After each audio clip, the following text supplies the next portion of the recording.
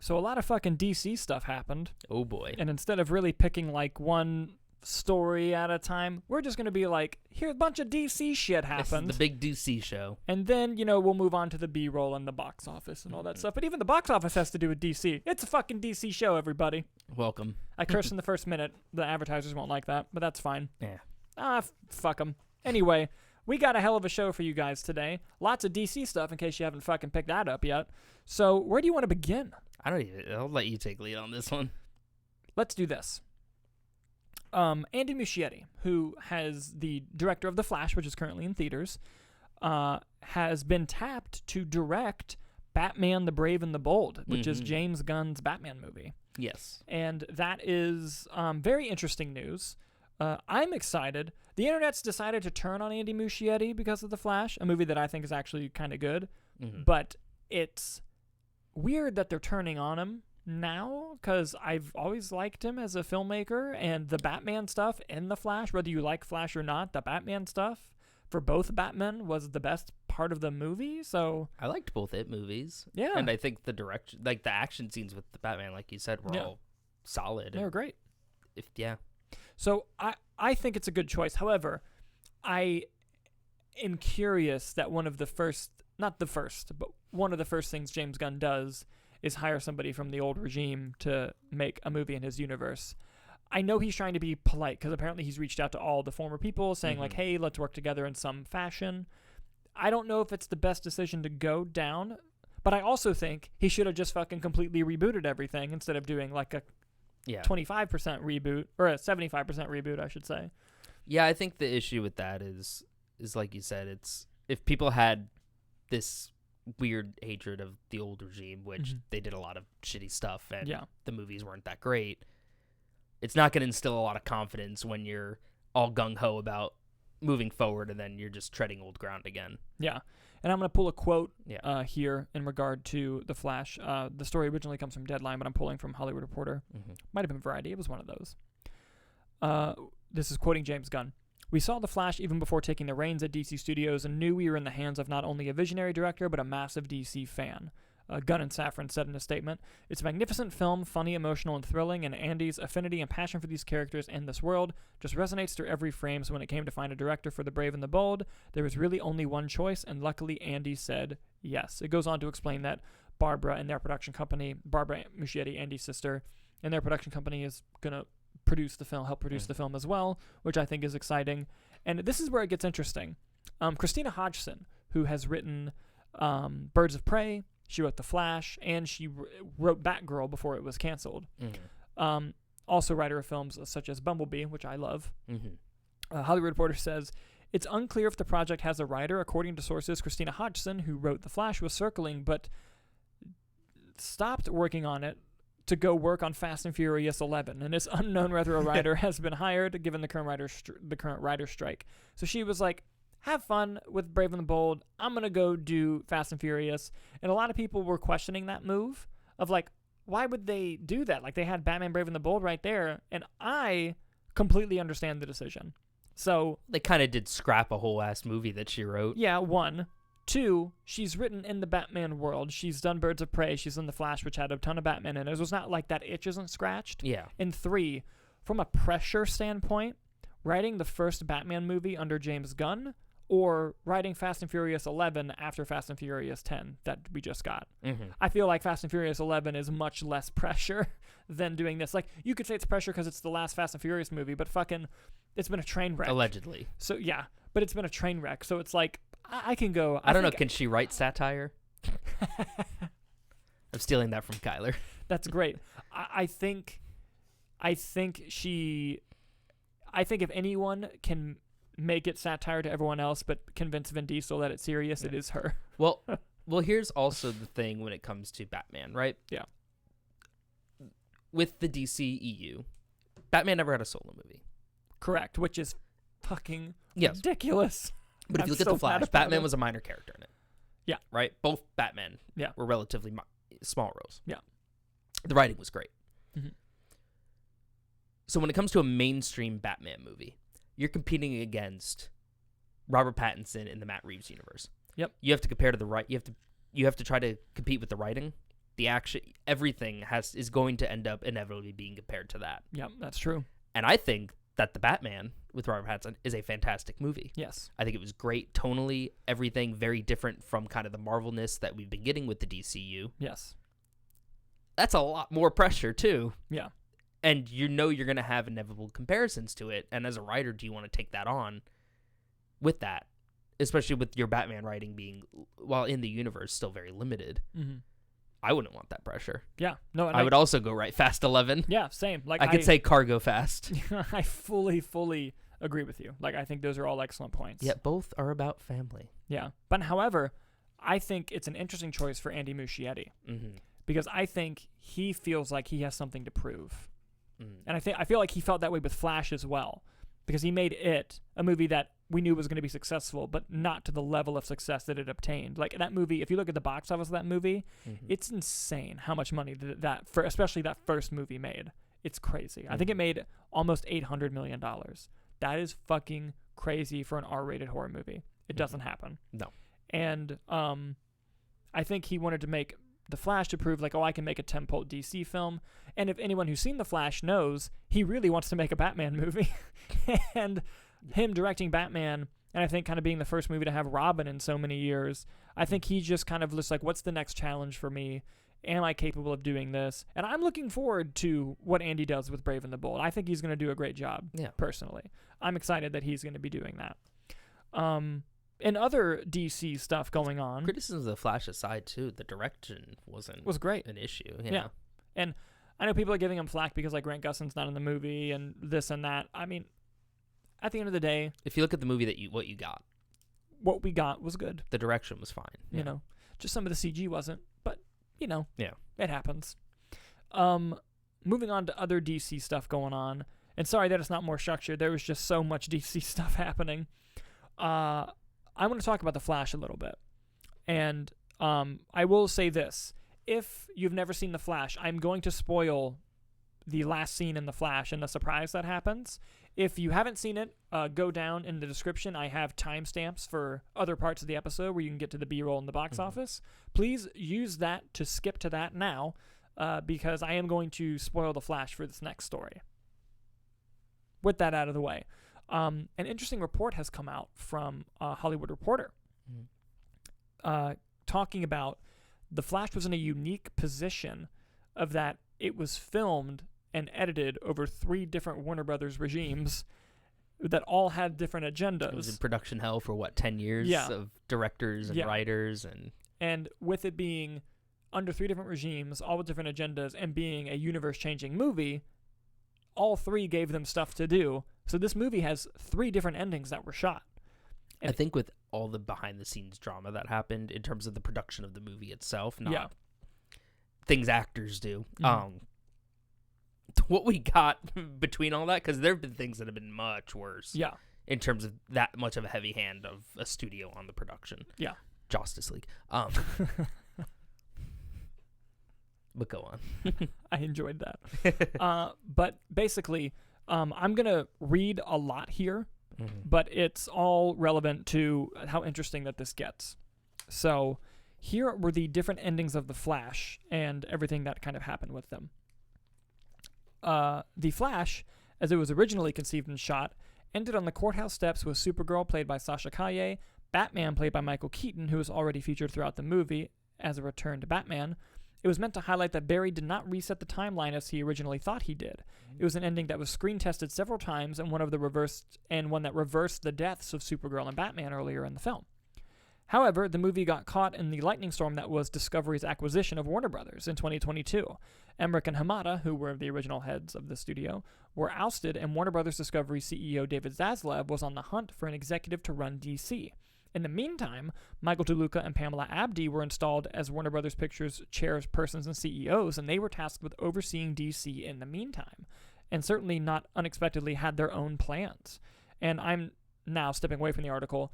They've mentioned before, or not them themselves, but it's been mentioned before that they had actually planned on doing one more Justice League movie and one more Superman film with Henry Cavill before rebooting. That was their plan before they brought on James Gunn. So they were taking steps to ensure that. Now going back into the article, a new Flash ending was conceived. This new version was still in the courthouse steps, but now Kaye's Supergirl was joined by Superman, played by Henry Cavill, and Wonder Woman, played by Gal Gadot. Keaton also remained. DeLuca and Abley believed they were being strategic with the ending because Cavill was going to cameo for DC movie Black Adam and was being teed up to return in a role for a brand new Superman movie.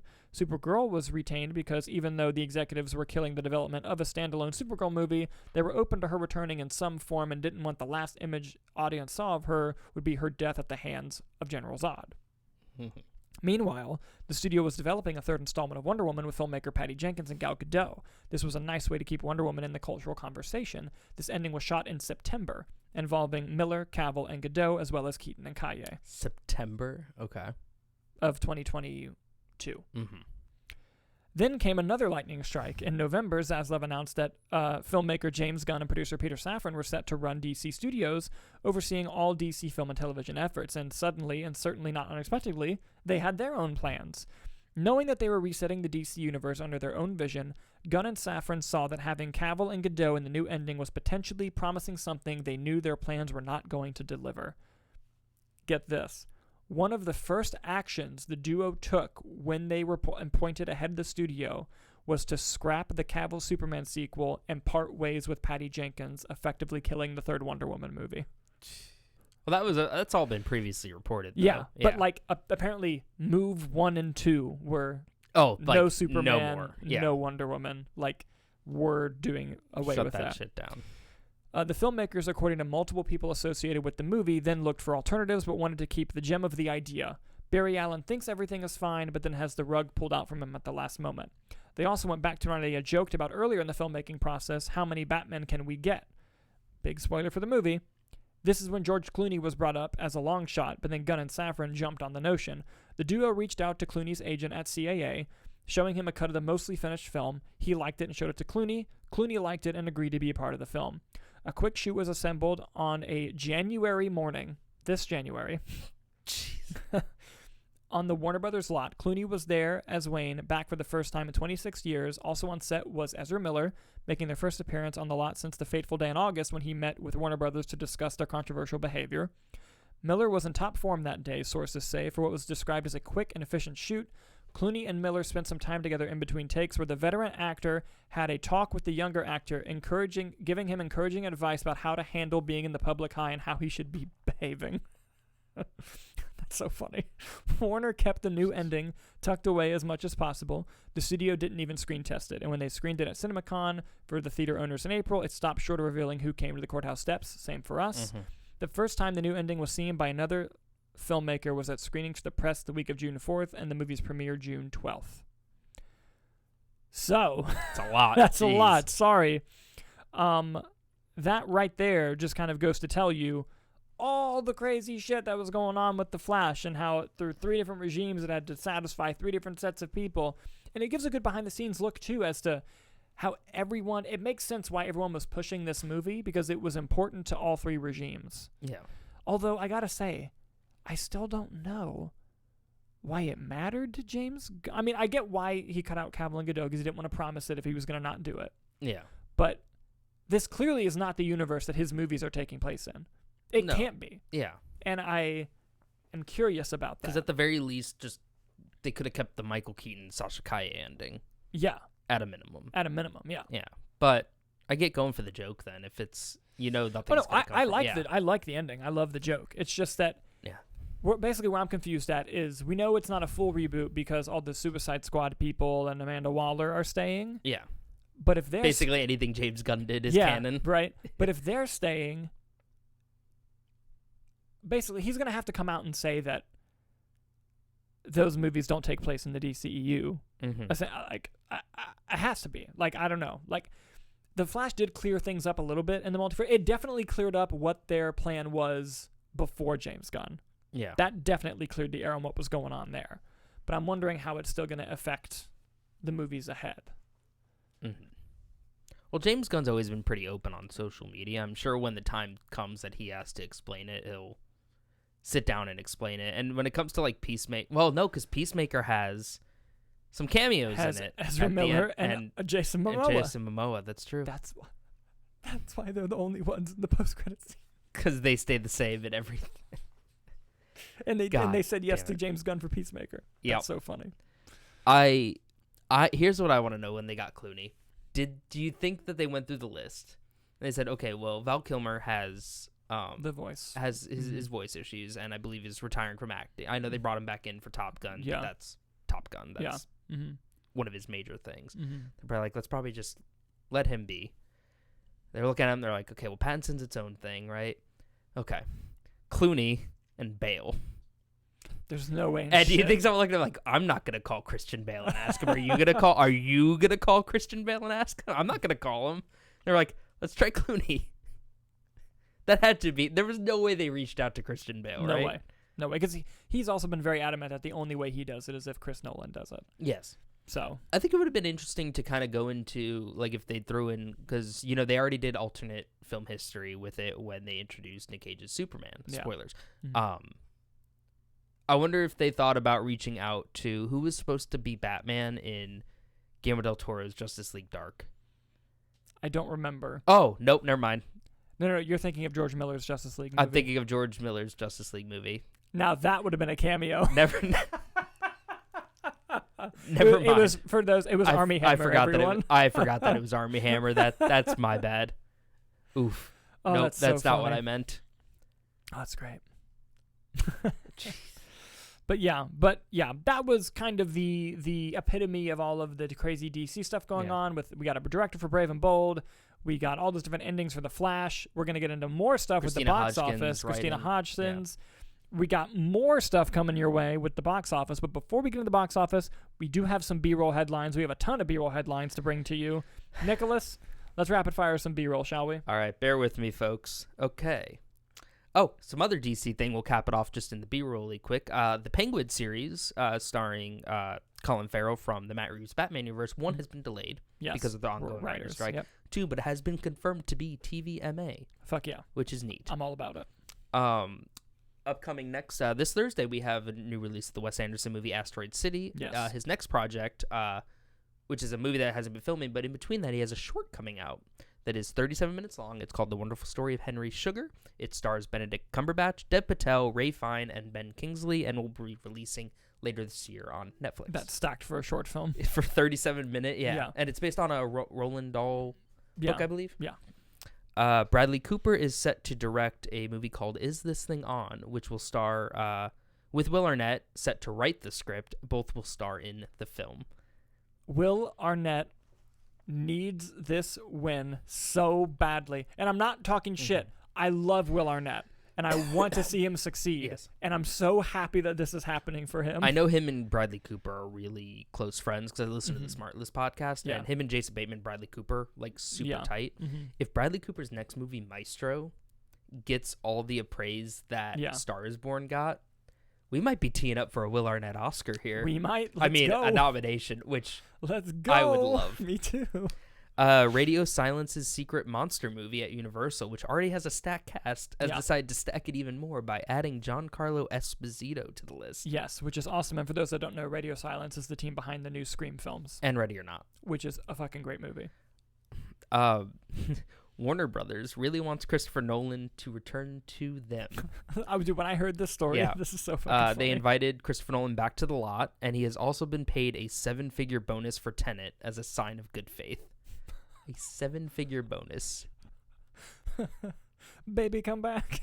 You can blame it all on... Like, that's... Look, I applaud Warner Brothers for trying to fracture the relationship. You know what I really think it comes down to on if he decides to go back? Because I know he likes Warner Brothers a lot. Like, he misses it.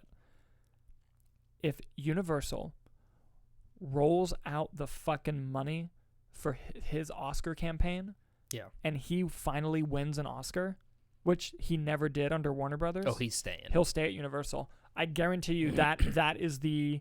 qualifier. He's holding out. He's going to play coy until... But now, it's only if he wins because of a great campaign. Yes. Right? Like, if Universal spends the money campaigning for him, he'll stay. Because Warner Brothers never did, right? Well, they did, but not yes. Like, front runner. Like, this is our guy. Yeah. Following the cult success of Terrifier 2, Terrifier 3 will be getting a wide theatrical release. I believe it'll start filming later this year. That's awesome.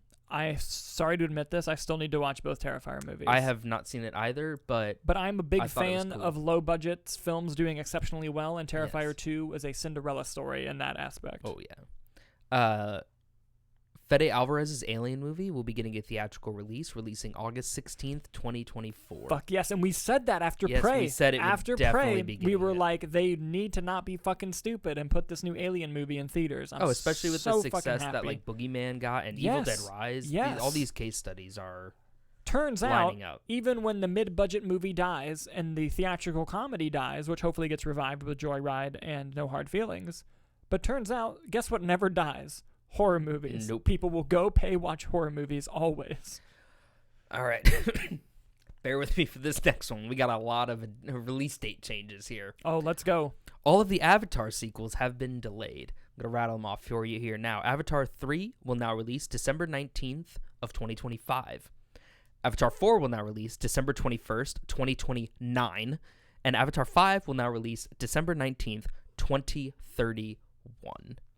And the reason that they moved, I mean, a lot of these moves are because of the writer's strike and everything. Mm-hmm. But the reason that why they moved it from December 25 and not 26 is because they moved two Star Wars movies to May of 26 and December of 26. There's going to be 6 months apart Star Wars movies, and Disney refuses to release a Star Wars movie and an Avatar movie at the same time. They won't do it. Well, also Avatar 3 was competing with Sonic 3. Fucking A. And Sonic 3 is bringing in Shadow, so I get why they're cowering. Jesus Christ, Nicholas. That was funny. And now the big one. Marvel has changed all of their upcoming release dates. Yeah. Bear with me again here. Deadpool 3 has actually moved up 6 months to May 3rd, 2024. Captain America, Brave New World, new title, has moved to July 26, 2024. Thunderbolts will release December 20th, 2024. Blade will release February 14th, 2025. Happy Valentine's Day. Fantastic Four is now moving to May 2nd, 2025. Avengers Kang Dynasty is May 1st, 2026. And Avengers Secret War, May 7th, 2027. And I'll say this. This is great news for Marvel. The CGI better be immaculate. Not just the CGI, but like they've desperately needed to slow down. Mm-hmm. And of course, like the writer's strike is why they're slowing down. But whatever the reason be, this is nothing but great news. And they're not stupid over there. And I think they're going to take this blessing in disguise of having more time and really use it to define and not change up, but to refine, I should say, what they're going to be doing. And this also buys them more time for the whole Jonathan Majors scenario. Well, here's the gamble with it, too, because I know a lot of the recent releases have had people's faith kind of shaken with Marvel. Yeah. So now you're still asking people to get hyped, knowing the next Avengers movie, what all these ideally are building toward, is still 3-4 years away, is a big ask. So I really hope that, the next few releases we have the Marvels coming out, I really hope Deadpool 3, Captain America, Thunderbolts all turn the tide on this. All they need is some wins. I think Guardians 3 was a huge win. That helped a lot. And we got Secret Invasion tomorrow. By the time this episode airs. Oh, that is tomorrow. Yeah. Nah. I'm very excited. I like Skrulls. too, yeah. But yeah, as long as that keep those good vibes going, they'll be all right. That's all the release date updates for you all. Thank you. And was there another B-roll about the Tadum event for Netflix? There is another B-roll event of the Tadum reference that I didn't have a photo of. Netflix recently did their Tadum event, which is an awful name. Tadum. Some of the big highlights we'll address. Linda Hamilton, most famously Sarah Connor in the Terminator movies, has joined the Stranger Things Season 5. Fuck yes, dude. Which is awesome, which also has delays because of the writer's strike. Yep. We also got first look at the live-action Avatar The Last Airbender series with some looks at the cast. All look really good. I never watched the show, so they look I'll great. Put that in your They look great. Mm-hmm. And they didn't release any new footage, but they had like an animatic of like the different logos of the tribes. Oh, that's cool. And it looked cool. And they released a first trailer for the live-action One Piece show. Yes. Which looks interesting. We'll leave it at that. We'll leave it at that. Yes, but yeah, I believe that was it for the B-roll today. Yes, that is a lot of B-roll. Heavy B-roll. It was a documentary today. Over here. Yep. Lots of B-roll. I'm sorry. There's going to be like 6 filmmaking people who think that's funny, and thank you for laughing. But anyway, now with that down, we're going to move on to the box office. The box office. Section of our show. You guys are in for a fucking treat for the box office, guys. It's fucking gnarly. Here we go. Can you please pull up our predictions? All right, Dalton, you had Flash as number 1, Spider-Man Across the Spider-Verse, Transformers, Elemental, The Little Mermaid.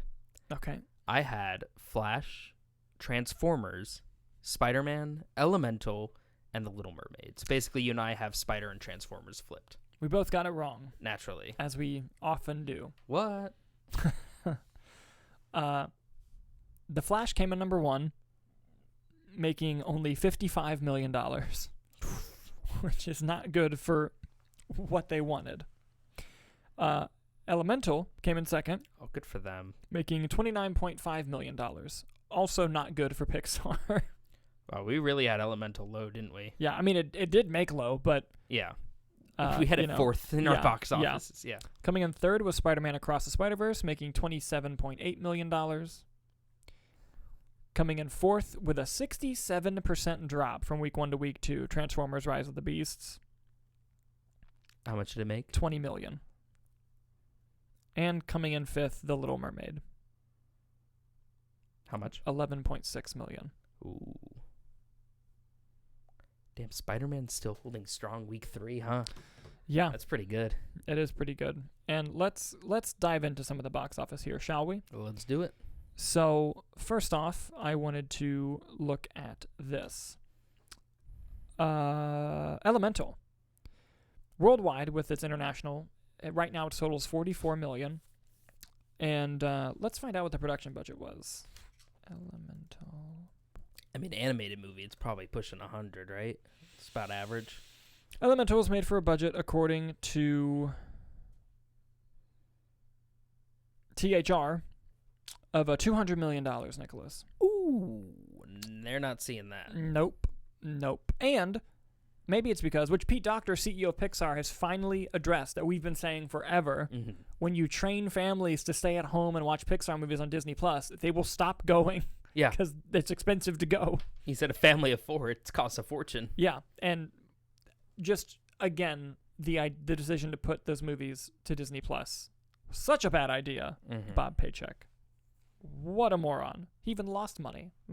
The nickname doesn't even apply. Anyway. So yeah, Elemental, not doing great. It's a bomb. I don't see it doing any better. Spider-Man Across the Spider-Verse. Mixed reviews, too. Yes. Spider-Man Across the Spider-Verse now has a worldwide box office total of $489 million. It's going to cross 500 by the end of the week, probably. And it's already made 4.9 times its budget back. Across the Spider-Verse had a budget of 100. And look at how beautiful that movie is. Yeah. And let's see here. Transformers Rise of the Beast now has a worldwide total of 274. It'll probably get to 300 by the end of the week. It's only made 1.4 times its budget back on a $195 million budget. If it keeps dropping that much, it's going to turn out to be not a very big success. If it can stay in the top 5, maybe, but it looks like everyone who saw it opening weekend. Please go see it so we can get another movie with what they tease Please, for the love of God, I'll be so mad. The Little Mermaid is at $465 million worldwide. It's made 1.9 times its budget because it has that high $250 price tag. It may just reach profitability by the end of its run, but we'll have to see there. It'll be close. And Transformers opened higher than Flash, by the way.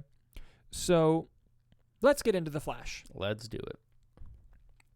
Opened $55 million. Right now, worldwide, it's at $130 million on a budget of $200 million. So far, it's made 0.7 times its budget back. We'll see how well it can hold next week. If the Jennifer Lawrence comedy beats it, that's not good. Because if it drops 50, it'll drop to 30. There's no way that opens up to higher than 30, though. I don't think so either. I think it will be number 1 next week, but we'll have to see. But anyway. Yeah. Asteroid City. Well, that's a limited release, right? Well, yeah, but that movie is not gonna. Yeah, it's fair. It's not gonna do crazy well.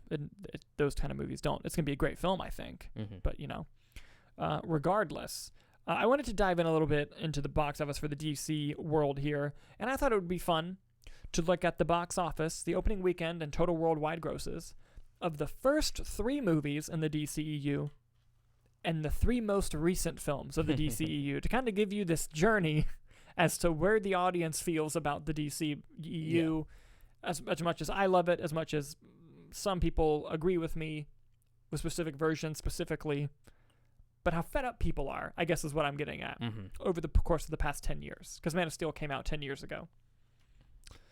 Just can't believe it.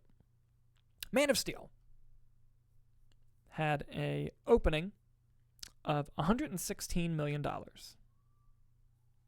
Had a total worldwide of $667 million, and it made 3 times its budget. Okay. Batman v Superman: Dawn of Justice. Bad theatrical, great extended edition. Opened to $166 million. Total worldwide, $872. It made 3.3 times its budget. Profitable. Suicide Squad, the 3rd film in the DCEU, the original, had a box office opening of $133 million. Total worldwide, $745 million. It made 4.3 times its budget back. It was the most profitable DCEU film at that time. And it won an Oscar. Yes, it did. Can we just also look at that was the first 3 movies that they released? Like, can you imagine for a minute if the Marvel Universe's first 3 movies were Iron Man, Civil War, Guardians of the Galaxy? Yeah. Yeah. What the fuck? Yeah. Listen. There's hope in me that we get the air cut of Suicide Squad one day, and I hope it's great. Because if so, I'd be furious.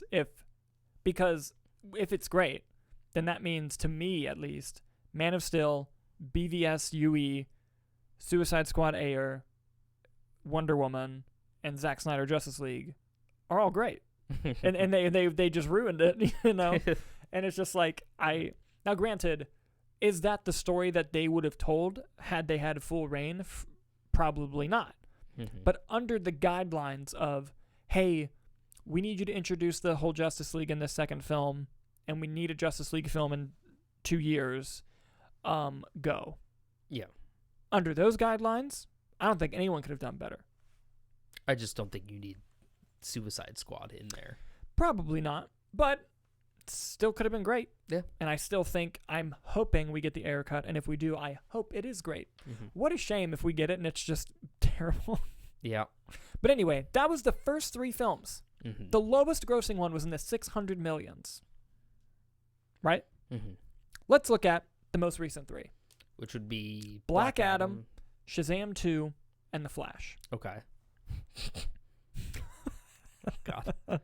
Black Adam had an opening weekend of $67 million, higher than The Flash. It made 2 times its budget back, just shy of profitability, with a total worldwide number of $391 million. The hierarchy of power was not changed. Hold on, wait till we get to these other ones. Shazam! Fury of the Gods, which, by the way, got too much hate. I liked the movie. I do. Had an opening weekend of $30 million. Had a total worldwide of 132. It's one of the biggest box office bombs in comic book movie history. Morbius made more, I believe. Yes, I believe so. Making 1.1 times its budget back. And then you got The Flash, which opened to 55, in between Shazam and Black Adam. It could end up grossing more than Black Adam, and I think it will internationally, especially because I think it will remain number 1 next weekend, even at the 30 million 50. Still, though. It did get hit with that B cinema score. Yes, which is not good. Black Adam had a higher cinema score with a B+. And this could end up not making as much as Black Adam. I don't think it will. I think it will get to at least 400, but it's not looking good. No. Especially not where Warner Brothers wanted it with how much money they spent promoting this movie. But here, really quick. You know me. I love chaos. If Flash's drop is more than 60%, wow, first of all. Yeah. Secondly, if it makes less than Black Adam, do you know how badly I want The Rock to tweet something? He would never. I don't think you understand how badly I want The Rock to tweet. So badly. The Rock is back in the Fast and Furious universe, yes. And I hope he just becomes unhinged. I hope so, too. I hope we get Dark Rock. I hope so as well.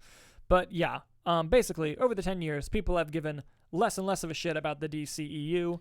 Which is great because they're rebooting it, which yes. really is going to give them a lot of momentum going forward. And I got to say, Mike DeLuca and Pamela Abdy, who run the Warner Brothers, and they were in charge in between James Gunn and Hamada. Yeah. Their plan, allegedly, was to do one more Justice League film with the current cast and one more Superman film, and then reboot it. Yeah. I think doing that brings a little bit more box office to the most recent films, because then at least people know it's not for nothing. Because whether I like it or not, because it used to just be able to go to a movie, and if it was a good movie, would get you to go. But Marvel and other things have trained audiences that shared universes are the new thing to do. Yeah. And a lot of people, I think, when they announced the James Gunn reboot last year, are now saying, well, if it's not going to be a part of it, I don't give a shit. I'm not going to go. And I don't think that's most of the audience, but I do think it's a number of them. And I think even if they lied, which would have been terrible, but even if they said, like, oh, no, there's going to be one more Justice League film that these are all leading up to, I feel like at least you would have gotten people to go like, okay, well, I want to see the finale of this world. Yeah, because, like, right now you have Blue Beetle and Aquaman, and, well, I'm semi-excited for them. It's like, well, what's the point? Yeah. Yeah. Because it's in a universe that's non-existent anymore. Yeah, I feel you exactly. And it's a shame, really, because I personally, despite what the internet may tell you, I like The Flash. I think it's a good movie. I do too. I think Shazam 2 was a good movie. I thought Black Adam was a not terrible movie. It's not great. It's not even good, really, but it's not terrible. I think I like it more than Shazam. I think you're smoking crack, dude. I really do. Like honestly, just the kid alone. Kid alone was bad. Like, that alone puts it below Shazam, even if everything else about the movie was better than Shazam. Okay, but The Rock's PR about Black Adam was at least funny. Zachary Levi's PR about Shazam was just bombing sad. was just sad. It was. And Black Adam just being like, we made some money. Hey, just lying. Remember they lied about their box the creative accounting. Yeah. It's good. Oh, Dr. Fate was the best part of it. I agree. Eddie, I think he was better than anything in Shazam. I will give you that. I will give you that. Absolutely. But yeah.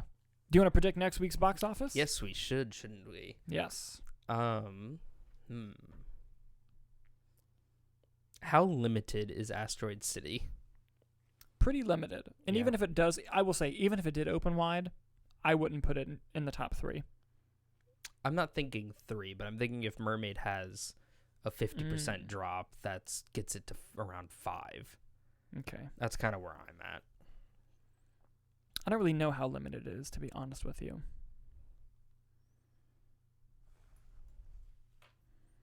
All right, I think I got my predictions. All right, you want to go ahead? Yep. Number 1. These are going to be nutty, by the way. Okay. Number 1, The Flash. Okay. Number 2, No Hard Feelings. Okay. Number 3, Spider-Man Across the Spider-Verse. Number 4, Elemental. Number 5, Transformers: Rise of the Beasts. Okay. I think the Jennifer Lawrence comedy is going to do better than people think it is. I'm going to go with Flash, Spider-Man, Elemental, No Hard Feelings, Transformers. Wow. Okay. We have not had a hit comedy in a long time. That's true. And I think it might get good word of mouth if it is good. Mm-hmm. I don't think enough to...